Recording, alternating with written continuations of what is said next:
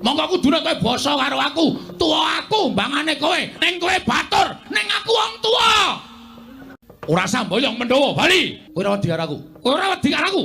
Yen nganti aku iku nesu, ana Panakawan tak glandang tenggala, kowe mati.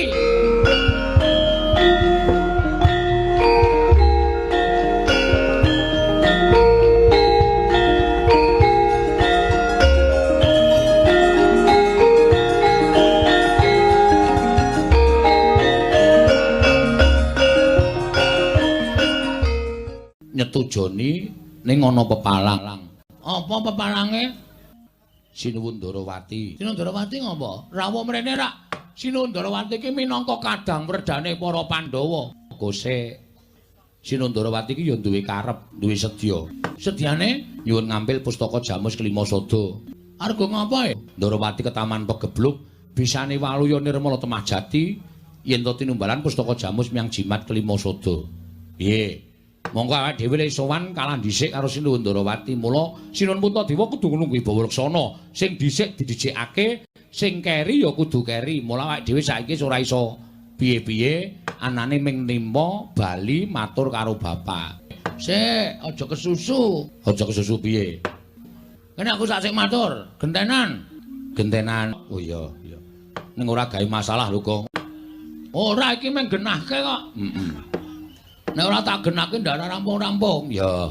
Kowe iki goblok kok ora. Mundur ana? Ya, mundur. Ning aku wis weling karo kowe aja gawe masalah. Ora, aku mung arep takon karo Sinuwun Prabu Darmakusuma. Ya. Masalahe apa Sinuwun Kresna kuwi pengen nyilun ngambil pustaka Jamus Kelima Sada? Ya. Sing tata krama lho. Siap. Iya.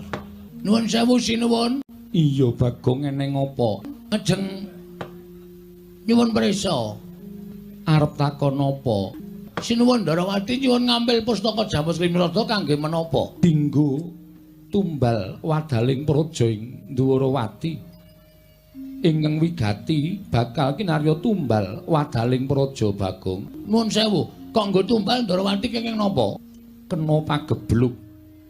Akeh kawula ingkang esuk lara sore mati, sore lara esuk ketiwasan Bagong. Pun kula tampa pangendika sampeyan ning niki kula entuk ngrembug perkara Sinuwun Ndarawati napa mboten? Ya wis sak karepmu Panakawan. Nek entuk ajeng kula jelaske. Nek mboten napa-napa, kula nyuwun palilahipun Sinuwun Prabu Darmakusuma. Jalaran panjenengan menika nuwun sewu Nalendra Negari Ngamarta ingkang jenang wenang jenange bor dhateng kawontenan Datulaya. Sira arep matur apa, Bagong? Namung atur keterangan. Iya.